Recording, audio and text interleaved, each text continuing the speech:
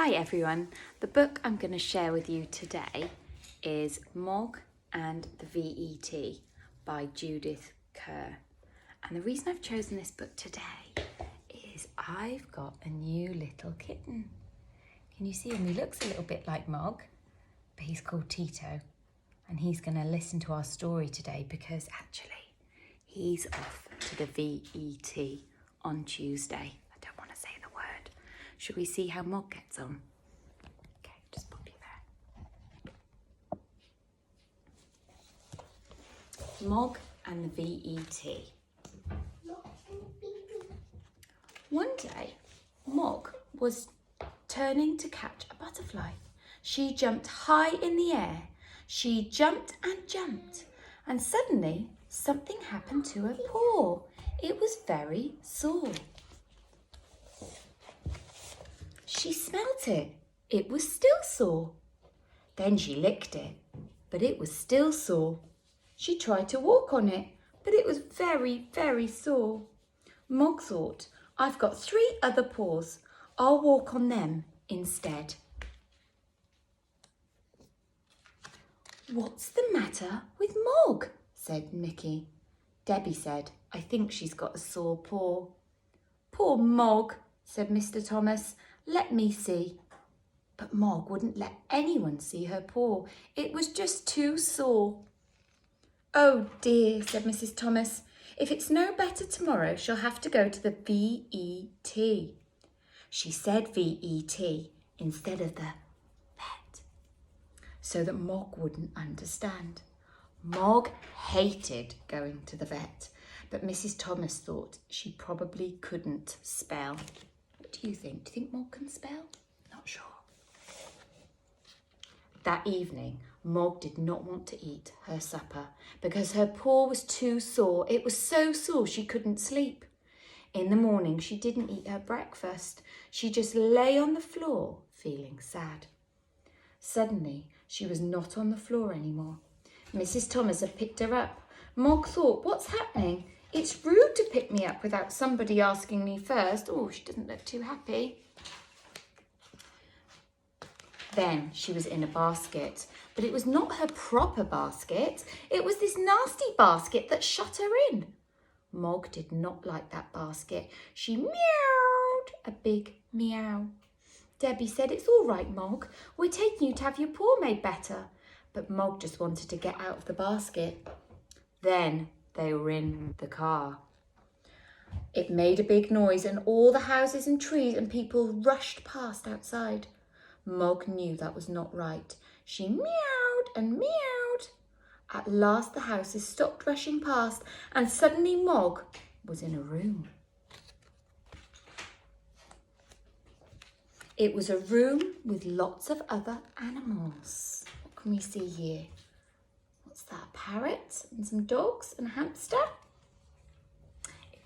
Mog thought, I knew it. This is the place I hate. And she meowed more than ever. The other animals were sitting quietly with their people. They were surprised to hear Mog make so much noise. It's all right, Mog, said Debbie. It's all right, Mog, said Nicky. It's all right, Puss, said the nurse. But Mog wouldn't stop meowing. After a while, the other animals thought perhaps Mog knew something they didn't.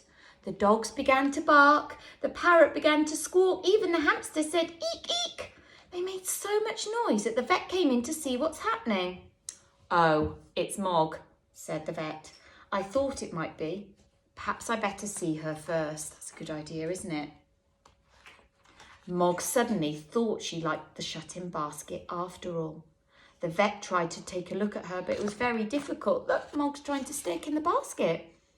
Perhaps this way will make it easier, said the vet. Oh dear, shaking it up and down. There, said the vet at last. Now let's have a proper look at that paw. He said something very quickly. Then he said, all done. She had a nasty thorn in her paw and look, here it is. Now I'll just give her a little pill and... What do you think's going to happen next? Is Mog going to take the pill? Oh, said the vet. Oh, Mog, said Debbie. I'm sorry, said Mrs. Thomas. Watch out for that cat. Look, she's jumped off the table. Quick, catch it, shouted the nurse. I'll catch it, thought a big dog. And I'll catch it too, thought a little dog. But I'll catch it first, thought a third dog. They're all following Mog round the VETs. Heel, sit, stay, come back, shouted the dog's people. But the dogs took no notice. They're all going wild, shouted the nurse. The hamster got mixed up in the wild rush. The vet got mixed up in it too. Stop, we can't have animals going wild, said the vet. The dog's people all shouted, heel, sit, stay, and come back again. And after a while, the dogs stopped. Phew. Come on, Mog, said Nicky. You're a very silly cat. Back into your basket, said Debbie. Goodbye, said the vet. I think she'll be all better in the morning after a good night's sleep. And that night, Mog did have a good night's sleep. But the vet did not have a very good night's sleep. The vet had a dream. It was a dream about wild animals. Mog had a dream too, but it was a lovely dream. Mog dreamt she was a butterfly. It's a nice dream, isn't it? In the morning, her paw was no longer sore. It was not sore when she licked it. It was not sore when she walked on it. It was not sore when she jumped high. She was better. She was all better. She was totally, completely better. She's even going to have her breakfast, isn't she? It's her favourite breakfast, an egg.